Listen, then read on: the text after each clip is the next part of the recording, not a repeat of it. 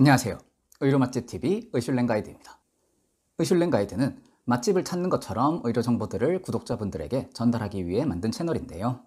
어떤 컨텐츠부터 올려야 가장 좋을지 고민을 하다가 음식을 고를 때처럼 크게부터 먼저 설명을 드려야 될 것 같아서 이번 컨텐츠를 찍게 되었습니다.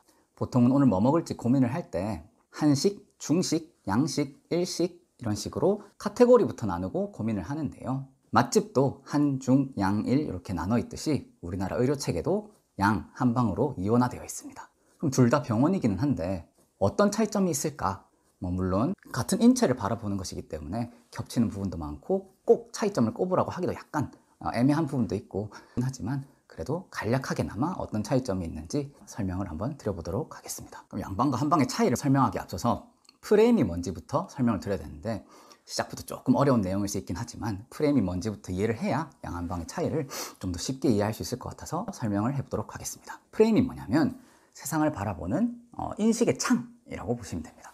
세상은 사실 그냥 존재하고 있을 뿐입니다. 근데 저희는 그 세상을 바라볼 때 존재 자체라고만 바라봤을 때는 해석하고 인지하기가 되게 힘들기 때문에 하나하나에 이름을 붙이면서 이해를 하는데요. 예를 들면 플라스틱 의자가 있다고 가정을 했을 때 우리가 여기는 앉는 도구로 만들어진 것이니까 의자라고 하자라고 했을 때는 의자로 바라볼 수 있지만 플라스틱의 관점에서 보면 그냥 플라스틱 덩어리구나 라고 볼 수도 있는 거고, 앉지 말고 의자를 밥상으로 쓰자라고 했을 때는 밥상이 될 수 있는 거죠. 그래서 사실은 의자 자체가 원래 얘는 무조건 의자야 이게 아니라 의자라는 시선으로 바라볼 때 의자가 되는 거예요.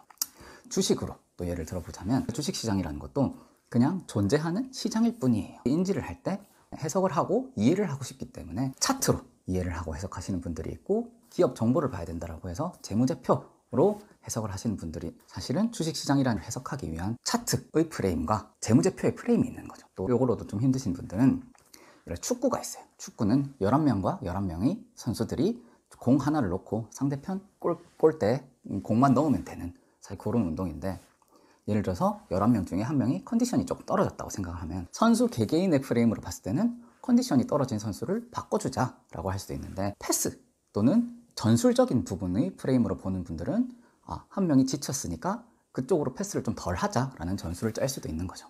전체 선수들이 경기가 끝날 때까지 지치지 않게 다음부터는 체력 훈련을 더 하자, 이런 관점으로 볼 수도 있죠. 그래서 프레임에 따라서 해석을 하는 게 다르고, 그것이 바로 저희가 세상을 바라보는 인식의 창이라고 할 수 있어요. 한의학과 양의학의 차이를 이야기하다가 왜 이런 것부터 이야기를 하게 됐냐면, 한의학과 양의학도 인체를 바라보는 프레임이 다릅니다. 한의학은 동양 철학의 프레임으로 인체를 바라보고 양방의학은 서양 철학의 프레임으로 인체를 바라보기 때문에 차이가 있습니다. 이 이야기를 하기 위해서 앞서 장황하게 설명을 좀 드렸는데, 동양 철학은 어떤 거에 좀 더 집중을 했냐면 상대성이라고 한다든가 또는 관계, 이런 거에 좀 더 집중을 한 학문이라고 볼 수 있고요. 이 관계와 상대성을 봐야 되기 때문에 근본 치료나 전체를 바라보자, 이런 관점이 좀 더 많이 들어가고, 양방의학의 경우 서양적 철학에 근본을 두고 있기 때문에 좀 더 상대적인 것보다는 절대적인 것, 그리고 관계보다는 그 부분의 증상 완화, 전체보다는 부분적으로 좀 더 집중을 하는 편이고, 그래서 수술 이런 게 좀 발달하게 된 학문이라고 볼 수 있는 거죠. 그러면 양방과 한방이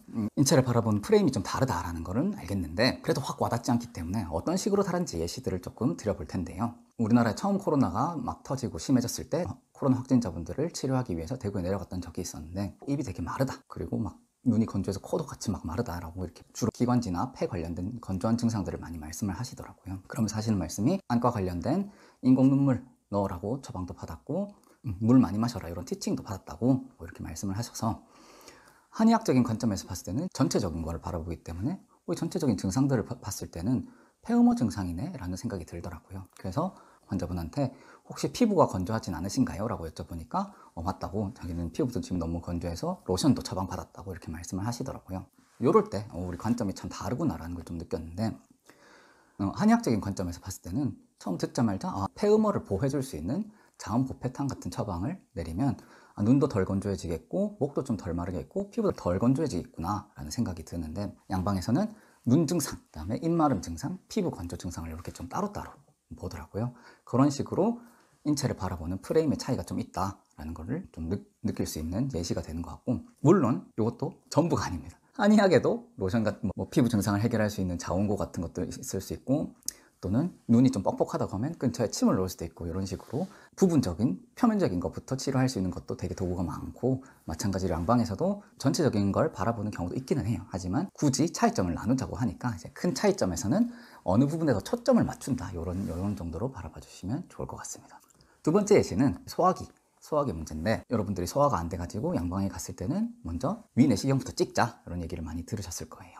또 위내시경을 찍었을 때 위염이 있으신 분들은 위염이 있으니까 위염 처방을 해드리겠습니다 하고 염증 없애는 약을 드리고, 만약에 위염이 없는 경우에는 검사했을 때 위는 깨끗합니다, 이런 말을 많이 들으셨을 거예요.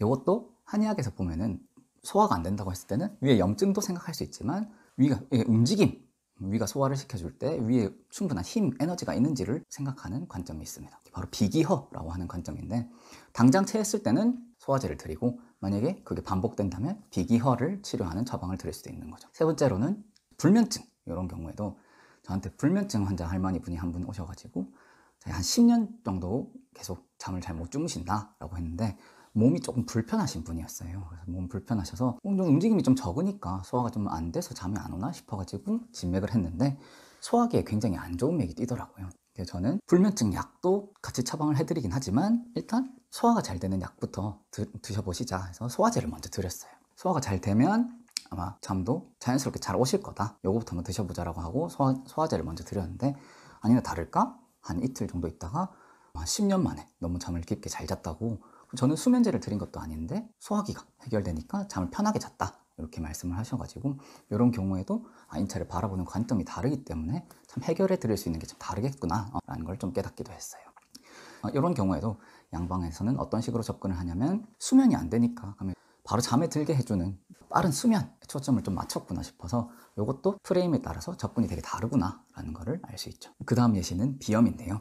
양방에서는 이제 비염이 생기면 코 자체를 먼저 바라보기 때문에 코 내시경으로 보고, 코 점막이 많이 상했으면 그 점막 부분을 약간 지져가지고 문제가 생긴 부분을 일단 지져서 없애놓고, 그 다음에도 문제가 자꾸 생긴다면 뭔가 구조적인 문제가 없을까라고 생각을 해서 수술로 넘어간다고 하더라고요. 한의학에서는 코 점막에도 문제가 있으니까 여기에 재생치료를 하자라고 해서 약침으로 코 점막 부분에 재생치료를 하고, 그 다음 접근 방법이 수술로 넘어가는 것이 아니라, 그럼 코가 왜 자꾸 문제가 생길까? 그러면은 비위 습담이 올라와서 생기는 걸까? 면역력이 떨어져 생기는 걸까? 이런 거를 좀 고민을 해서 폐기허라고 바라보고, 코 기관지 부분에 에너지를 좀 더 주는 처방을 줄 수도 있고, 또는 소화기가 안 좋아서 비위 습담이 올라온 경우에는 비위 습담을 없애는 약을 위주로 해서 비위부터 잡아서 근본 해결을 하는 방법들이 있다고 했습니다. 이런 양방과 한방의 프레임의 차이에 따른 접근 방식의 차이가 좀 있구나라는 걸 알 수가 있고요. 마지막으로는 경추성 두통, 목이 굳었을 때 두통이 생겼다라고 했을 때는, 양방에 갔을 때는 MRI나 이런 걸 해서 다른 뇌 부분에 문제가 없는지부터 체크를 하고, 그 부분에 문제가 없는데 계속 두통이 있다라고 하면 혈관 확장제를 주더라고요. 머리에 피가 못 가서 두통이 생기는 거니까 혈관 확장제를 주면서 두통을 해결하는 방식을 취하고, 한의학에서는 머리에 피가 왜 못 갔을까라고 접근을 하기 때문에 목 부분이 굳어서 피가 못 가는 건 아닐까, 이런 의심을 하고, 그럼 목은 괜찮냐, 어깨는 굳지 않았냐라는 걸 여쭤보고, 목, 어깨 침 치료를 통해서 머리로 피가 잘 가게 해주는 치료를 하는 식으로 접근을 합니다. 오늘은 내용이 되게 많이 어려웠죠. 사실은 어떤 내용이냐면, 한의대 예과생분들이 처음에 들어왔을 때 제가 많이 스터디를 해줬던 내용이거든요. 조금 어려운 내용이긴 하지만 어쩔 수 없이 처음에는 오리엔테이션처럼 크게 어떤 게 차이가 있는지 설명을 드리다 보니까 좀 내용이 되게 어려웠던 것 같습니다.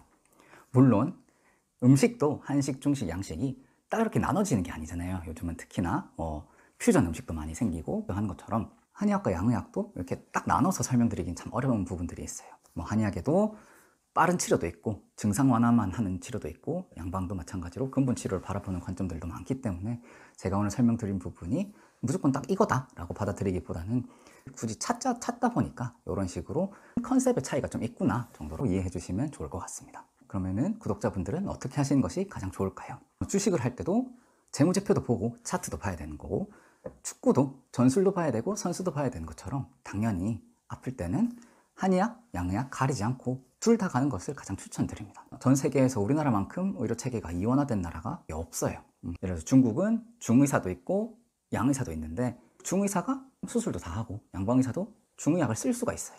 일본 같은 경우에도 의사라는 카테고리 안에 한의사가 있기 때문에 서로가 서로 거에 씀에 있어서 별로 이렇게 큰 제약이 없는데, 우리나라만 딱 이원화를 시켜놔가지고 서로 간에 되게 제약이 좀 많은 편이에요. 그래서 조금 되게 안타깝게 생각하지만 구독자분들의 경우에는 아프면 당연히 한의학, 양방의학 가리지 않고 두 군데 다 가서 치료를 받으면 서로 간의 장점만 뽑아내면 치료를 받을 수 있지 않을까라는 생각을 해봅니다. 최대한 환자분들한테 좋게 가장 좋은 치료들만 받으시길 바라겠습니다.